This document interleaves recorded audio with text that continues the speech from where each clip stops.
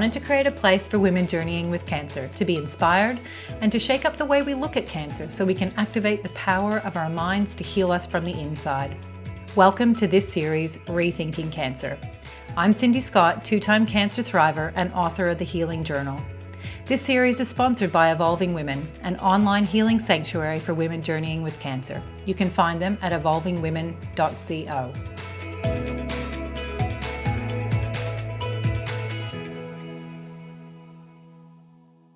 Hello everyone and welcome to Rethinking Cancer. I'm super excited to create this series to help women journeying with cancer.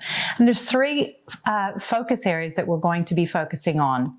Firstly, I'm going to be sharing some inspirational stories with beautiful souls who've journeyed with cancer and thrived on the other side of it, which Nanette here is definitely in that category. Secondly, we're going to be sharing some expert interviews with those people that can share tips and tools that will help us to navigate through cancer more easily and mindfully. And finally, we'll be delving into some strategies to live your best life free from cancer on the other side. So grab a cuppa, grab your journal. We're going to have a lot of gold that we're going to share with you today. So get yourself comfortable and we're going to dive in. So today, I'm super excited to introduce you to a really special lady that's come into my life. Her name is Nanette Barter. Now, Nanette is the creator of the only certified green salon in Australia. She's an amazing entrepreneur, survivor of breast cancer, and a mum and a grandmother. So welcome, Nanette. Super excited to have you here today and to have this great conversation around your journey so far. Well, thank you for having me. Yeah. So first, I'd love to start a little bit about your health journey, because I know you've had a couple of little bumps in your journey so far. So I'd love to hear a little bit about that, and then we'll be discussing sort of how that's led to now. So tell us a little bit about what's shown up for you. Okay, so I suppose it goes back a long way. But I had health issues for most probably 23 years with bowel disease, which was connected with my career, which I didn't understand at that time, nor did the medical people pick up that that's why I had bowel disease. So I was on prednisolone for 20 odd years. And then I came back to Australia in 2008 because I had this call in, because I just think it's such a sanctuary, especially on the coast. Sunshine Coast is a special place. We've got so many alternative, like-minded people. Absolutely. And we have so much to offer people. Whichever avenue you want to go, it's there for you to find. And so when I came back in 2008, I was really sick with my, I had ulcerative colitis. I was really, really sick. I just spent 10 days in Cardiff University Hospital in Wales. They were saying, we really do need to remove your bowel. And I was like, no. Not going there. I'm not going there. They'd already had to go with me before that about, that they couldn't control the colitis, which is inflammation if people don't know. It's inflammation of the bowel where you ulcerate. It's becoming more and more common, a bit like cancer, or put it this way, we're learning more about that in the time. So when I came back in 2008, I knew that there was a connection between hairdressing and my career with what was making me sick. How old were you when you started hairdressing? Oh, 16. So quite young. So that was what you got into out of school? Yes. Yeah. Yes. Okay. And so you were around all those chemicals and the lady that actually employed me as an apprentice had Crohn's disease. So if anybody knows about Crohn's disease and ulcerative colitis, I always say they're like brother and sister. Yeah, right. They're both inflammation of your bowel, small and large. The one only attacks the large and the other one can go from your mouth to the other end. So here you are, a young woman, moved into hairdressing, and you're seeing your mentor and your boss. Oh, extremely ill. Very, very ill. Yeah, okay. Yeah. I mean, to the point, like, really, really like 4 stone, like very, very sick. Right. And was she wasn't working at this point, or she was? No, but they didn't know. I mean, we're talking 30, well, most probably 40 years ago now, a long time ago. Can give my age away, but actually more than that. But they didn't know then, and I still don't know if they know the connection between the chemicals that you breathe in, which gets into your gut and causes all these problems. And so I did my apprenticeship. The lady that employed me didn't actually teach me hairdressing because she was sick. And then I came here at the age of 21, and I was working for a hairdresser here, and he had ulcerative colitis. And I thought, that's really weird. Yeah. Didn't think much about it as a 21-year-old. You didn't connect the dots? No. Okay. No. And then by the time I was 30, I'd got ulcerative colitis. Yourself? Yes. So then the penny sort of dropped. You're kind of going, hang on a sec. This is really weird. And then a lady that used to, that I knew from where I came from, was a hairdresser as well. She also had ulcerative colitis. And I was like, this is quite coincidental. The light bulbs going on at this point. And I was going to, because the medical couldn't really help me, because I can't take anti-inflammatories because of that, which for me, I'm quite glad I couldn't take them. And then when I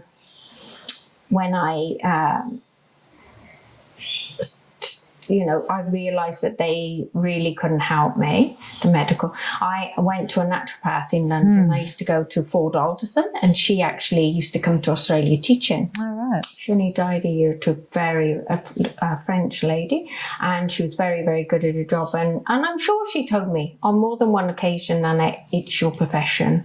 And I was like, didn't want to hear it. Well, I was like, if it wasn't safe, why can I use it? Why can I do this? So you just trusted that the industry was providing products that were clean and well, I wouldn't have effective. thought that it wouldn't have been, So it was a gradual wake up. I mean, nowadays I think we have so much more. So many more tools, so much more information. So when I came back in 2008, I'd been really, really sick. I was on a huge amount of prednisolone, steroids. They're a steroid. They affect your muscles.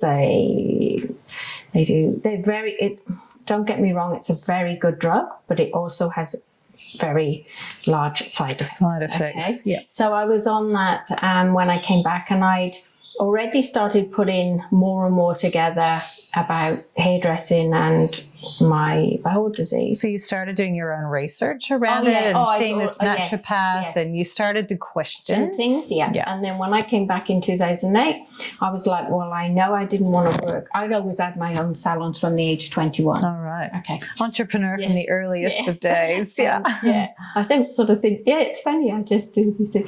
But anyway, so then when I came back, I was like, okay, I don't want to work in a salon that does perms or colours, because I knew that they were affecting me. So I was like, okay, I'll just work in a cutting salon, which I really didn't like, but never mind. I did do that for about 18 months until I got better again. Because it takes to steer clear of the chemicals. And then I started up again because my daughter went into beauty. And I just said to her, I just don't want you using the chemicals, even in the beauty industry, like acrylic nails and those sort of things.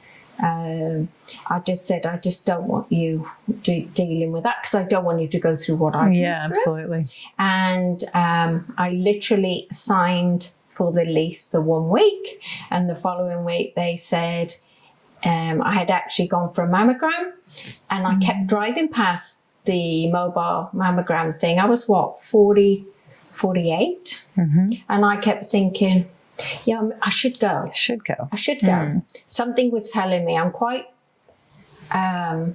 intuitive, I know things and I can pick up on things, so I'm like, I should go, I must go. Anyway, when I went, the lovely lady in the mammogram thing said to me, it was the mobile one, and she said, don't be surprised if you get called back. 1 in 3 get called back. I was like, oh yeah, okay, Yeah, sure, whatever. Yeah. So I had my mammogram, and the next thing I know was there was three of us that went, that were friends, and all 3 of us got called back. All right. Mm-hmm. And then they said, we don't like the look of that. And I was like, oh, I don't have time for this. I mean, I just signed a lease.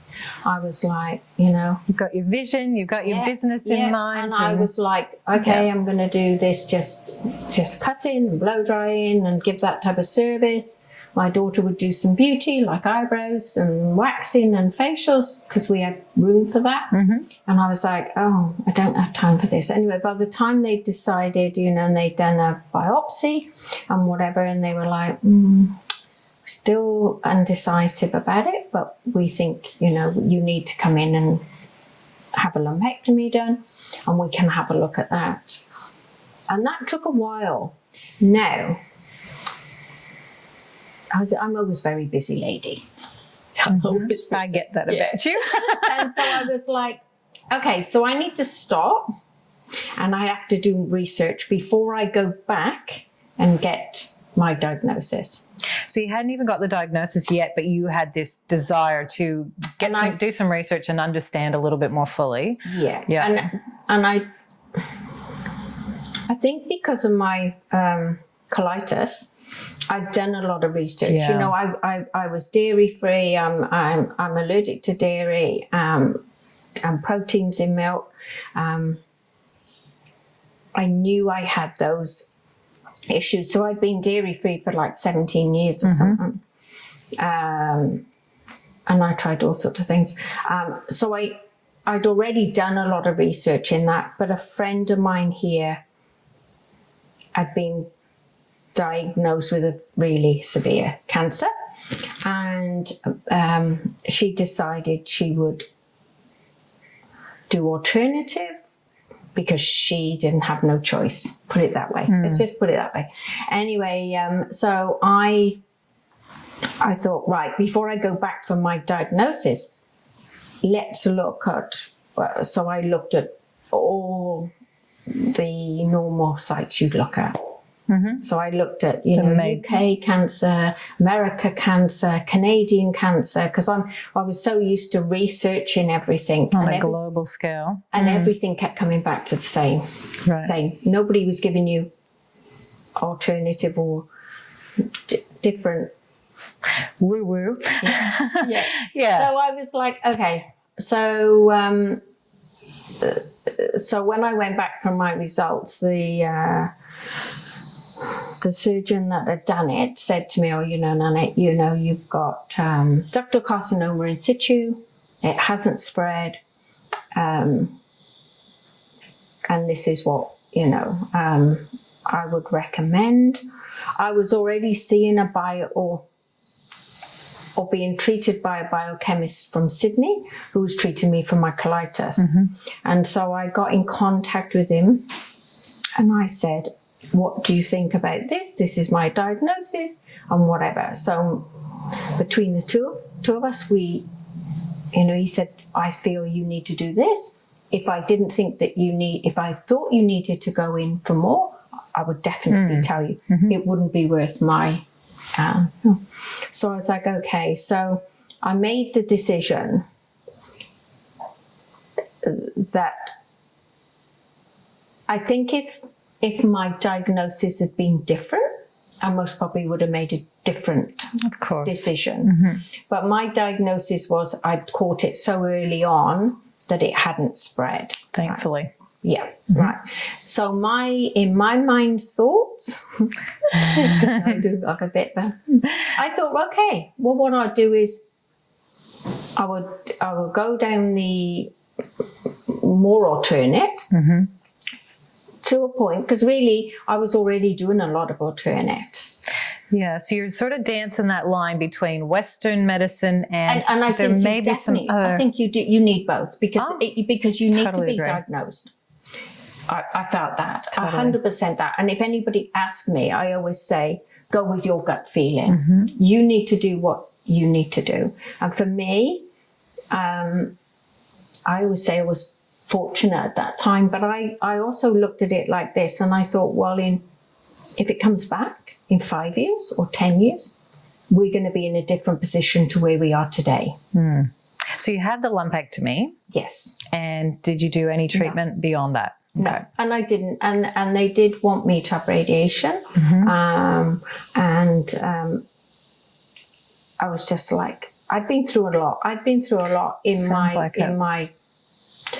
With my health.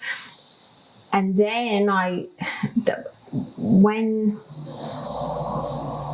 I got diagnosed with that and I'd started the salon, I was just going to do blow drying and cutting and whatever. I had a young lady working for me, another hairdresser, and she said, oh, look, I really want to do colour. And I naively said, well, as long as I don't touch it. But within 6 months, I was sick again. You're breathing it. I was sick again within 6 months. Okay. And in between that time, I kept researching. I had this going on with, being diagnosed with ductal carcinoma, a colitis, my industry. And I thought, okay, don't get overwhelmed and really, start looking at my industry, because I know that so many hairdressers have got breast cancer and it is like huge. Okay. So I thought like the colitis had been connected to the chemical side, but I didn't know what. And I didn't know how. So then I thought, well, I need to really start looking at the breast cancer side of it as well. Because I just had that feeling in my mind that it was connected. Was this while you were in treatment or around the time of your lumpectomy that you started getting? As soon as they'd done that and given me the results, and then I went back to my biochemist and I had thermal imaging. Okay. And although a lot of doctors don't recognize it, I think it's really, really good because it shows the inflammation in your body, and inflammation causes so leads to, and colitis. It's the precursor to every disease, isn't That's it? Correct. Inflammation. Yeah. So I did sort of, I was doing all this research, and then that's when I came across, just purely by accident, the green salons from Denmark. Just through your research It online, was you through my found research, but Right. we were actually using a shampoo line that was made from the lady that first started the green salons, but it's most probably about 17 years ago, maybe a bit longer, that the green salon started. But what was interesting was reading her story, and I didn't actually know that the next 10, 12 years was actually sat on my shelf that was going to give me my answer. Amazing how life works like that, isn't it? And I was like, this is like, so I rang Denmark, because the council in Copenhagen actually did all the researching for hairdressing. Right. And it wasn't to do with hairdressing, how it started. It was to do with shops that wanted to be green. So, and it didn't mean that they had to sell clean products. What it meant was they had to use cleaning products. They had to look at their electricity, their water usage, and all that. Sustainability. More sustainability than the chemical side, although you have to use plant-based cleaners and that type of thing. And the lady that started the green salon, Anna Sophie, she actually contacted the council and said, I want to be a green salon. And our chemist and environmentalist on his bike went over. Never been in a salon. Yeah, right. Doesn't own a car. And just went in and said, so she got a box full of products that was used on ladies' hair. And he goes, what's this, cleaning? She goes, no, that's what we put on. He was like, no. So he went back to the council of Copenhagen and he said, we need to do something for hairdressers. So they sponsored that for I think it was about 2 years. So he looked at all the chemical side. And that's when I rang them and I was like, well, can I come?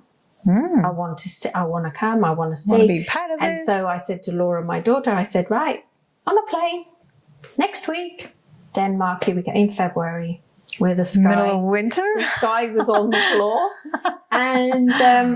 And when I actually did the course for the Green Salon and understand the chemical side of it, that's when the penny dropped. Okay. And then I realized why I was sick. Right. And then I also got involved with a professor in England, nothing to do with green salons, but had been talking about the dangers of hair color. And then all the paperwork, all the papers that have been written for the last 100 years. So I know you could probably talk for weeks at length about all the research and all your understanding. But if we could just succinctly put it into a smaller, to just try and educate people that are getting their hair done regularly, as I was every 6 weeks getting my hair coloured. See, and it's mainly the colouring. It's not the powder lightening, which is foil work, which a lot of women do have done. Okay, it's when you're putting pigment and you're putting a developer together. Okay. They make an aromatic amine, which is a secondary in hair colour, which is the same as diesel and cigarette fuel. Ooh. Now, you can't see it, you can't smell it. There's been lots of papers written about it. Okay. There's been lots of papers connecting bladder cancer for hairdressers, breast cancer. So with these chemicals, are they going into our hair roots, or are we breathing them? Is it through the skin? Both. Yeah, okay. So this is our largest organ. Yes. So whatever we put on here will go into our system. Okay. And our body, we have an amazing body that can get rid of a lot of toxicity. But when you're putting, painting that onto your scalp, maybe every month, some people every 3 weeks, some people every 6 weeks, they have what they call endocrine disruptors in it, which is called resorcinol. So endocrine system is what? That will affect your hormones. Your hormones. Okay. So for women, this is it's a massive. serious issue. It's massive. And nobody will, they know about it. There's papers written about it. The professor in England, he was very, very passionate about that we shouldn't be using it. But the powers that be made it. The big companies, you know, of course. and they know.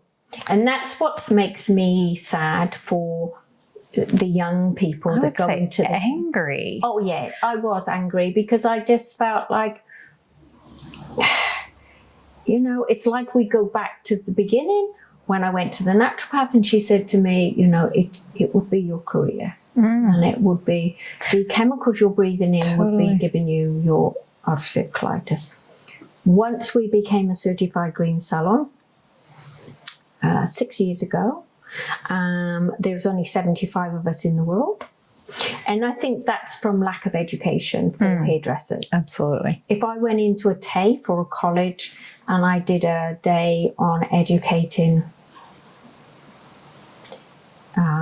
students on what's actually in hair colour, there would be a percentage, I'm sure, that would just go, it would never happen to me. That's fine. Oh, yeah. And then you'd have the percentage to go, I don't want to be touching that on a daily basis. Yep. So, but I think it's a really important thing. Absolutely. If it's affecting our hormones, like for me, the red flag, and I was getting my hair colored, since I was probably in my mid-30s when I started to need to, when I was starting to go grey. Right. Yeah. But I would have this itchy scalp for probably a good 2 days. And I'd say to the hairdresser, look, the last time I was here, it was really itchy. Oh, well, we'll just wash it twice, and so then I'd have a condition. And then, it was like, okay, off you go. The problem is, as a hairdresser, I mean, I've been hairdressing 40, gosh, I don't know. You've been around it a long time. Long time. And most hairdressers only stay in their career for 10 years, either because they become sick or not well. They don't know why. And they don't, headaches are a really big problem that hairdressers have. When they delved into it in Copenhagen with the chemical toxic overload, because they know what each chemical does. What they don't know is when it's a cocktail, what it does. So they might know it's an endocrine disruptor. As a green salon, we're not allowed any endocrine disruptors in anything. So it doesn't matter whether it's a skincare, whether it's hair care, whether it's in cleaning products. Any products that you're using in your business have to go through our chemist and environmentalist. Yeah. Paint in a house. Yes. Mimics. Very toxic as well. So every time, if we paint, we have to make sure we use eco paint. Yeah. So special paints that are special paints. Qualify. Paints, yeah. So everything is considered in this business. So when did the idea for running your own green salon spark for you? Once I got the cancer, I just go, what are we doing? Yeah, something's got to give. And one of the girls that were working for me at the time, she had all her glands were up. Her hands used to bleed from dermatitis so bad. And I just said, this is just nonsense. So I searched the whole, I'm telling you now, I searched that internet and, I might come across an organic salon. Now, this is quite important. And the sad part is, it's not the hairdresser's fault. Okay. So don't be angry with your hairdresser. No. Because, I might search in New York and it would say an organic salon. So then I'd start to search what they would use for hair colour. And I thought, but it's the same. It's not organic. No. Or it's not green. And it's not green. So there's a difference. There's no such thing as an organic hair colour. There's botanical. So your botanical is your hennas, plant. So they're from plants, like your hennas and that. But as far as a colouring system goes, there's no such thing as an organic one. So what is a green salon then? I'd love to know your definition. A green salon is better really than organic. Although we have the name organic in our name, Penny Black Organic. If we didn't have organic, people wouldn't walk through the door. So people come through the door and they go, we ask the reason why they come to us and they say, it's because you're an organic salon. So we need to do some education around organic and green. Yes, because organic's not all good. And the green salon has, we have a banned list. We have a blacklist, which is our banned list. And at the moment, we're up to about 30, maybe 32, 33 listed chemicals. But those chemicals might have, say, an endocrine disruptor.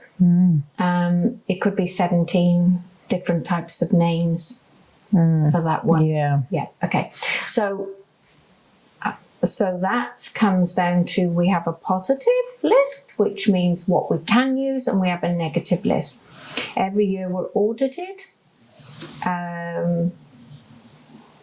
through green salons. And so if we want to, just say for instance, like we were looking for a skincare product, we went through 7 different companies. And we ended up actually picking a company, and So every product that we want to use from that company has to go through our green salon. And anything new that comes in, we have to send that through. So I've been to Denmark a few times, and that's where I think there's around 50 in Denmark, green salons. 50 in Denmark alone, and there's 75 in the world. That is incredible to me. Yeah, because and I think the reason why hairdressers don't, I mean, I get people call me. I've had people call me from the States. I've had a young girl from Oklahoma call me, and she said, I saw a blog that you've written about the aromatic amines, and my doctor told me, because I got bladder problems, I'm a hairdresser, I need to stop using colour. And I said, well done, your doctor. Yeah, we need a few more of those. And I said to her, to become a green salon, you have to be educated, and you need to know how to explain that to your client, the consumer, because if you don't understand it, that they're certainly not going to be able to understand why you go to the lengths you do. So as a green salon, we're not allowed to use any oxidative hair colour. So our colouring system is a pigment. It sits on the outside of the hair shaft, doesn't penetrate the hair shaft, and so that means it doesn't cover grey 100%. So when you talk to a hairdresser, they go, but my clients, we need to cover those greys. And and we cover greys from 95 to 99%, and it's much more natural looking, it's much softer. And a lot of those clients then eventually want to embrace some of their natural grey anyway, which I think is amazing, and I encourage that if that's what they want to do. I am fully supportive. Well, that's how I guess I came to get to know you in the first place. So I came out of chemo, and my hair was, I had no hair, and it was started to come back in that white, fluffy, stuff. And I'm like, okay, it's going to be soft. Like everyone says, it's going to be a little bit different when it comes back in probably than what you used to. But then after this white fluff came this grey, coarse, awful stuff, and all I wanted to do was get it coloured and try and get it back to the way that it used to be. So I was going to a hairdresser before chemo, and so I went and I'm like, just colour me blonde, I want to look good, forget the greys, and I want my hair to come back. Because it gives you that good feeling. It makes you feel good, attractive. Women will never change. We've been doing things for 4,000 years. Beauty does come at a cost. So that's what I was finding, was my hair was so coarse and it was grey. So I'm like, okay, colour it blonde. But then it was like, no, it's still, it was very kinky and wet. Like it was awful. So I'm like, just from the chemo. Fix this. But then I think in combination with the hair colouring, it was making it worse, which is how I ended up coming to see you. And I was looking at, firstly, there's no smell in your hair salon. Like you don't get that overwhelming, chemical smell.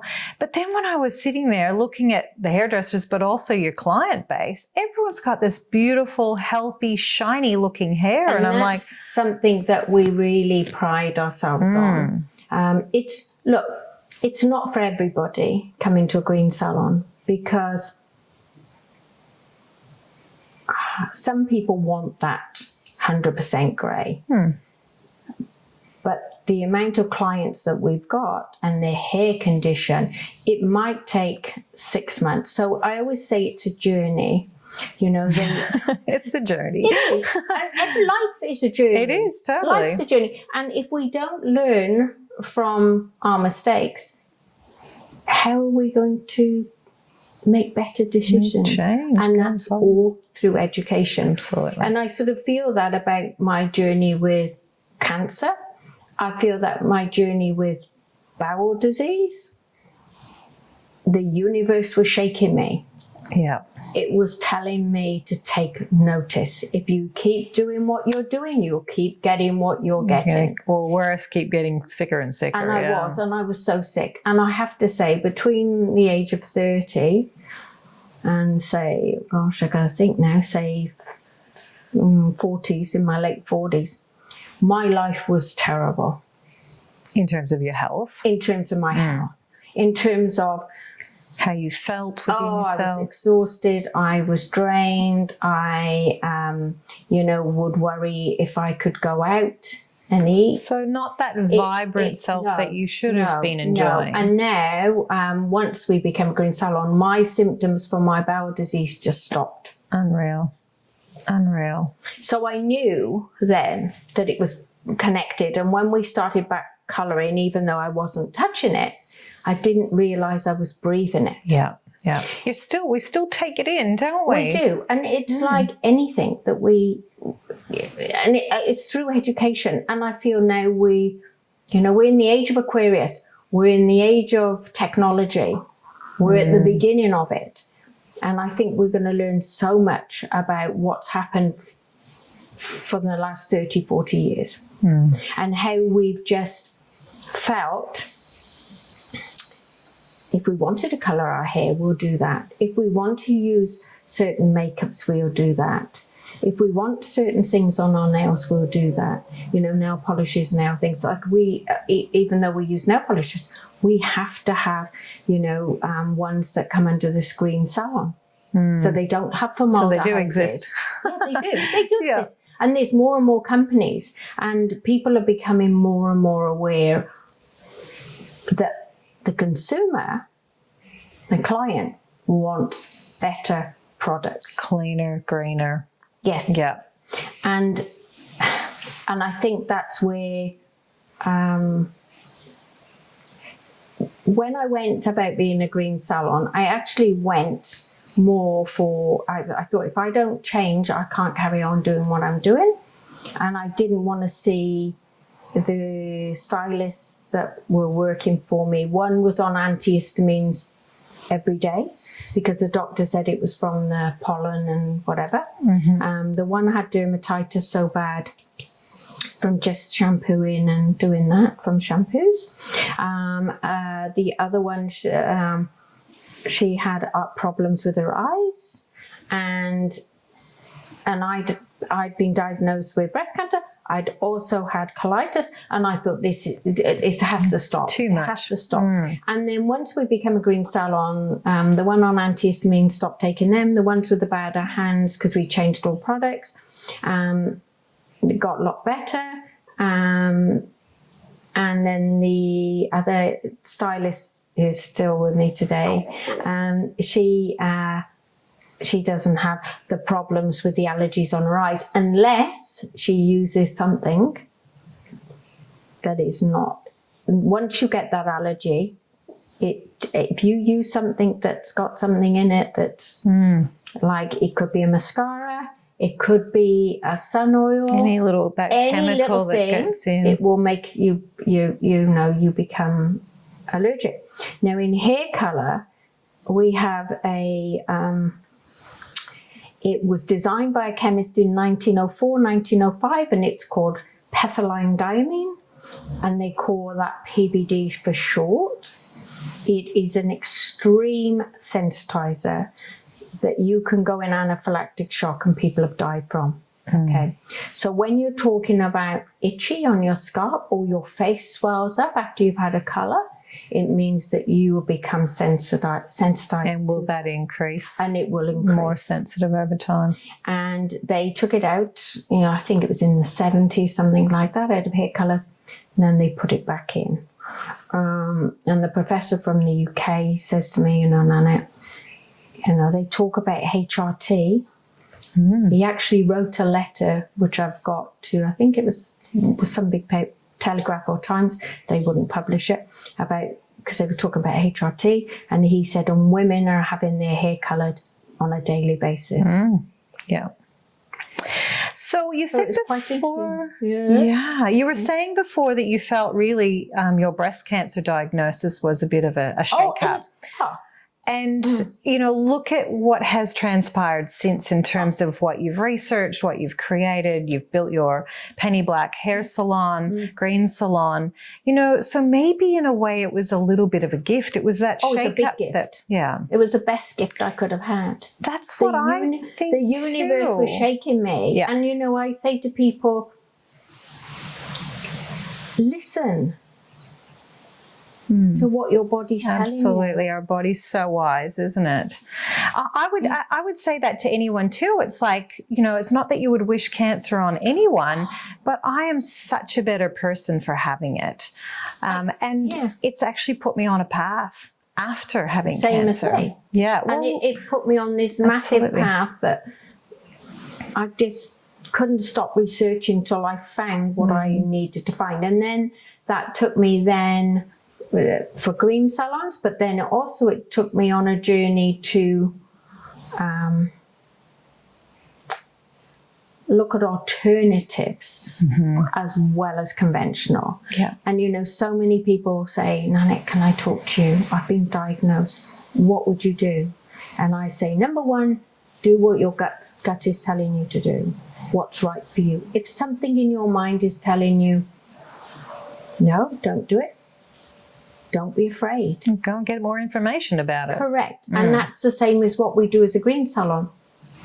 If hairdressers really stopped and thought of why they would go into work and come home feeling exhausted and start asking questions about it. Why? Yeah. And start looking at your colour package, which says poison in big letters. Do not swallow. Danger. But you could put it on your skin. Yeah. And people miss that this is our largest organ. And people think because we've got hair that comes head of our head. Yeah, that it's somehow not part of us because it's external to us. Correct. Yeah. And that our skull, our pH of our skull, which is so important, is not connected. It's frightening. People feel that it's like your nail. Your nails, people think they can put whatever they want on it. Yeah, you think they're safe because they're external as well and they're superficial. And you look at what's in acrylic. You look at what's in maybe gel polish. And everyone's doing it. You need to start, and then the companies start to get a bit wise and they go, because I do a lot of research on. You love your research, don't you? And hair colours and that. You must have a fair library. And people say, oh, you know, there's a few companies out there, won't name them, but they say, oh, it's organic or whatever. If it covers your hair, 100% grey, it has to have PPD, toluene 2.5, resorcinol in them to make them work. Do you think we're using organic a little too loosely these days? So don't just trust that blindly. No. Yeah. So I think. So, I mean, there's so much gold in what you have to say, but clearly getting your hair coloured is deathly for us in terms of it goes into our endocrine system, it affects our hormones, and what woman wants that? I mean, we don't need anything to actually be... We've got enough. Playing with that, absolutely. From paint, carpets, gosh. They say our homes are actually toxic cocktails with all the cleaning agents and, as you say, the paints and the air quality and, you know, even the food we're putting in our bodies, the stuff we're putting on our skin and hair. I mean, there are so many toxins that we are being confronted with every day. Yeah, and we don't think about it because it's become second nature. Yeah. And we think that is normal. And there's a level of trust, isn't there, that these companies are actually giving us organic products or botanical products if that's what they're labeling them as, that we have an element of trust that they're doing the right thing and that they're putting great product out. And you look at, if you looked at, you know, organic, to put a label or something organic, you might only have to have 5%. And that 5%? And that could and the water can be classed as organic. So, you know, you need to stop and think, is it beneficial to me? You know, and unfortunately, a lot of things aren't beneficial to us. That's right. All in the name of beauty. And it won't change. No. It won't change because and I don't think it should change. I don't think we need to change women not wanting to look their best. And that's not in an artificial way, or it's not in a what sort of word could I use for that? It's not being vain. I think it's just you have pride in what you want to look like, and I don't think that should change. But I think we could do it in other ways, In more healthy, and I think we wholesome can ways. look at, and I think you can look at companies that want to make a product for cents or dollars Profit. and they're looking at the profit side of it. They're not worried about what ingredients or raw materials they put in. They're not worried about the environment and what gets washed down your sink. So if I dare say it, I'm actually grateful that you've had this journey that you've had that's woken you up to then create your green salon. And I mean, you're an absolute leader and an educator in this space to really start getting other people to question what are they putting on their hair? What are they putting on their body or in their body? I mean, we need to start paying attention and asking better questions. And I think we're moving into that era, I think in more ways than one. And I think people are starting to question now, you know, I come from farming background. Were there any chemicals there on that farm? And I mean, I was fortunate enough, I didn't live on the farm. Until I was 18 when I moved to, with my parents, they moved into one of the farm buildings, cottages. But, you know, intense farming in the UK. I can see my dad now spraying crops, wheat, barley, oats, with big boom sprayers and not a weed to be seen. Now, stop and think that wheat, barley and oats, we had our own miller mix, so we made our own food for our animals. Okay. So you have to just stop and think about that for a minute and think, well, if you're spraying the food, and then you're milling it, and then you're feeding it, and then you're feeding the animals that, and then we're eating that animal if you choose to eat animals. We're eating breads and even produce that's been sprayed as well. So yeah, those sprays go directly into us too, don't they? And so I don't think as a child, I don't think that helped. No, your health journey probably was altered because of those chemicals, no doubt. And then, you know, then I went into hairdressing, which was one of the most chemical. You know, we talk about printers, painters and hairdressers because of the colour pigments, printers especially with hairdressers that were in the printing industry. And, you know, the professor that was in England, he was in the textile industry, and he said textile industry is so much cleaner than hairdressing. Oh, wow.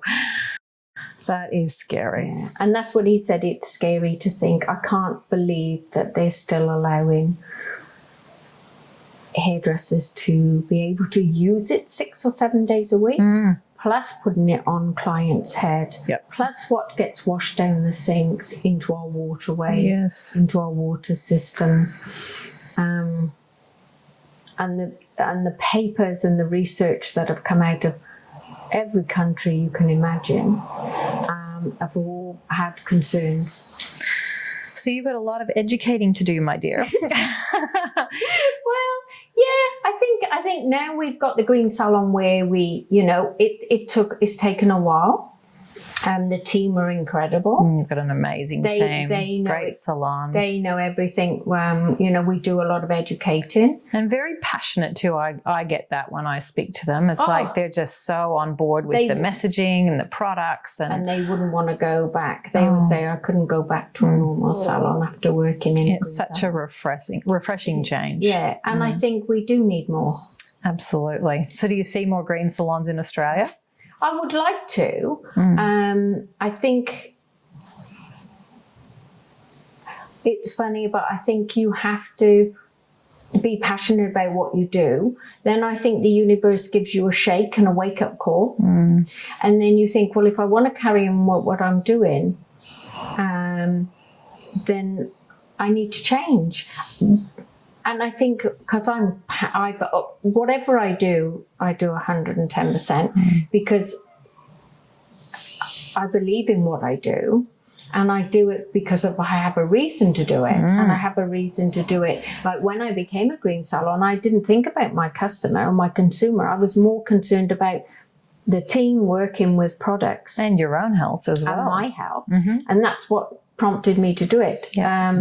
But when I understood it, I thought, well, why wouldn't there be more people doing it?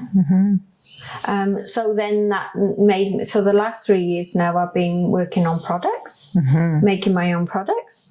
And products being, so we've got like shampoos, conditioners, hair gel we've made. Styling gel. And we've got some more products to make, and I've been on that over 3 years, and I decided that I would do the Cosmos Organic certification, which is extremely difficult to get, only because it's very much like a green salon where you are restricted in your raw materials, and every raw material has to be. We have to have a flow chart. We have to know where it comes from. But when they did Cosmos in 2010, it was around 2010, they started it to clean up the cosmetic industry. All right. So the certification, it's a bit like having a certification for organic food. But for cosmetics. And they, there's certain things that is quite challenging, like surfactants and that in shampoos. So we look at more natural surfactants, more natural preservatives. Even our labeling has to be transparent, and it tells you how much is organically farmed. And we use wild farmed as well. And we're using Australian native extracts as well, which is for hair growth. And that's where it comes to, because we see so many women with cancer, unfortunately. And most of those women, it's funny because the oncologists tell them don't get your hair coloured. Yes. But they don't know why they're not a hairdresser, they're an oncologist. So they just say, don't get your hair coloured. But wait a few months. I think that was what I was told. Just give it a few months. Yeah, that's right. And, and we get young women coming in that are pregnant, and they go, oh, well, because I'm having a baby, I don't want to get my hair coloured. And I think, but what about, that child growing up, you need to be looking after you. You're the mother. You're looking prioritizing the baby rather than themselves, which doesn't make sense to me, because I think if you don't look after you, you can't look after anybody else. Exactly right. So I think that making our hair products was my number one thing, was making something that's beneficial. So like we use a lot of organic aloe vera, which has something like 175 amino acids, and in just aloe vera itself, it's very good for healing. It's an amazing plant, isn't it, really? And then you've got your native Australian plants that are all natural, because they can't be organically farmed. And this is where people get confused, because you can get wild harvest, which means like literally you go in the bush and you wild harvest it. That actually could possibly have the potential of being contaminated with something. When it's organically farmed, it's under very strict, the soil, the plant. Then they look at, in Cosmos, is, if I always say the easiest way to say it is, if you've got an avocado and you wanted the avocado oil out of the avocado, how do they process it? And under Cosmos, it's steam pressed, cold pressed. There's different ways they can get it, but not petrochemically processed. Right. So a lot of products, even though it might say organic, it could be organic. The plant is organic, but it's being processed in a way that it means there's nothing left of it much at the end of it. So for me, making my products were for hair loss, the pH of your scalp, condition of your scalp, and your skin, because you can use it as a body wash if you wanted to. We'll most probably bring out a body wash at some stage. And it was having to be beneficial to you and your body. Great. And it's not, so when you make something under Cosmos, it's not as cosmetic in the way that cosmetic is quite artificial. More natural, botanical, safe. So you haven't got that, you don't quite get that slippability because you can't use fillers and binders. What you're in for. Right. It's amazing what's sort of slipping in there that we don't have awareness of, and we're just trusting that we're putting these products on us. And you don't have to, you have an Inky list, and if you ever want to know what's in a product, ask for an Inky list. Okay. Because your Inky list is your full list of what's in there. Yeah. And they have to share that. And they have to share your Inky list. And you start at the top. So the top is what your main.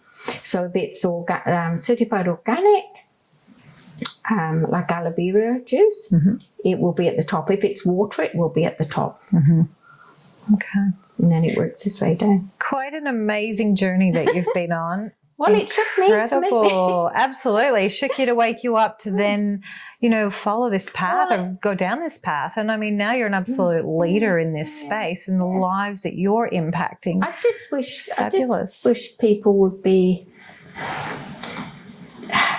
just do a little bit of research. Yeah. Would that be the bit of advice you'd like to leave people with? And I just think if I can plant a little seed of doubt or question or, that it makes somebody go away and think, I'll just have a look at that product. Yeah. It's like we've just got mascaras in now from Denmark, and they're Cosmos and they're sensitive and whatever. And, I have a real problem with anything like I can't just go and buy a mascara from even from an organic shop, because it might have certain preservatives in there and it will just send me, because you become sensitive. Yeah, you would, especially if you've been around that for days, weeks, months, years. You've been around that in that industry. And you just need to just question. Absolutely. Just think about something like if you've got fruit, wash it. So if you were to leave our audience with one bit of advice today, what would that be based on the wealth of your experience, your journey, your health journey, your business? Is there one thing you'd love to leave our audience with today? Stop and think and go with your feelings, and don't be afraid. Don't ever be afraid. Yeah. Because I think so many people, when you get diagnosed with cancer or whatever you get diagnosed with, the first thing you do is go into fear. Absolutely. Shock, fear, denial. And you think, why me? Yeah, totally. You would get I've been there a couple of times. And you think, but why? Yeah. So I think go with what you feel inside and start doing your own research and make your own decisions. Your own informed decision. And don't be afraid of mixing two together. Yes. You can walk that line between Western and Eastern, or a little more alternatives, complementary therapies. They can support and complement what you're doing. And if you feel that and I've had this so many times, that your doctor or your oncologist or whatever isn't right for you, change it. Absolutely. Change it. Have the confidence to go and find another doctor. Don't be afraid. Yep, I agree. Because I think fear is...